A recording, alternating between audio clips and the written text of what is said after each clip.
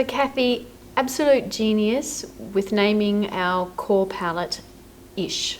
It has been so well received in the marketplace, so thank you for that. How did you get to naming the products in that way? Well, naming products is actually a very difficult process, and it's usually something that I just agonise over for days and days. And I remember feeling exhausted from trying to make sense of what to call this in a way that makes sense to other people, because that's the whole issue. You can give meaningless names, but I wanted a name to have a meaning. And I think when it comes to neutrals, a lot of people who perhaps are cautious about using colour are drawn to neutrals, but they don't necessarily know which neutral.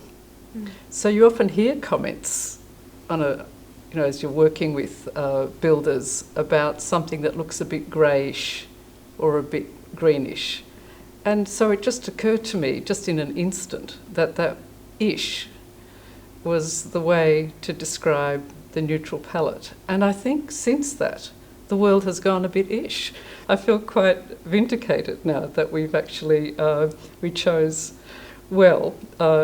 And it does describe all of the colours very well. So for a lot of people, a colour like this might look a bit grey, but actually I would classify it as a green. So if I call it greenish, you understand that it has elements of green in it. It's not grey. And so it also works as a guide. Similarly, there are colours like this that might look quite grey, but they're a cool grey, which means they're a more blue grey. So I've called this bluish to give people an understanding that it is a cooler colour and a cooler neutral. So it works on that level as well, to give people a better understanding of the actual colours that they're working with. Yep. And better able to then coordinate them with other colours too. When you're designing a project, generally there will be an architect and an interior designer. So the use of ish has probably helped that process a little bit? Yes, calling a colour greenish means that nobody gets scared.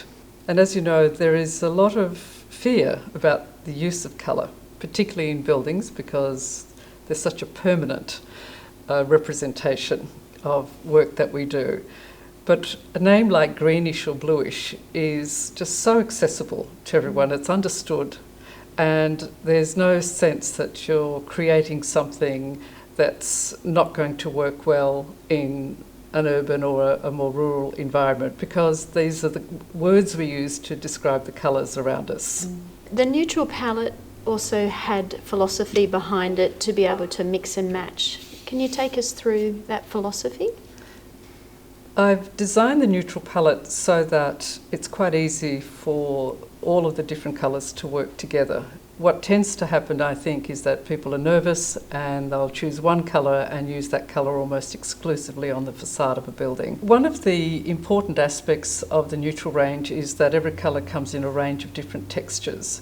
So even if you are going to stay just with the one colour, you can choose a variety of different textures in that one colour, and you'll add another dimension to the facade of the building. The light will come off the building in different ways. So it really animates the exterior. Sophisticated is one of the great words that has been associated with the palette, which is quite a step up for a fibre cement product. So was that playing in the back of your mind as you were developing the range, that you know, Vibro has now moved into a more sophisticated space? I think the importance of fibro cement and other lightweight products is that they are replacing materials that really don't improve the way that we design and construct buildings or the environment. So we are going towards lighter materials, materials that are easier to use, that are safer to use. The sophistication of this is not only just in how it looks. The sophistication of Surround is that it actually creates a new way of looking at how we design buildings using materials that are lightweight and generally lighter on the earth as we use them.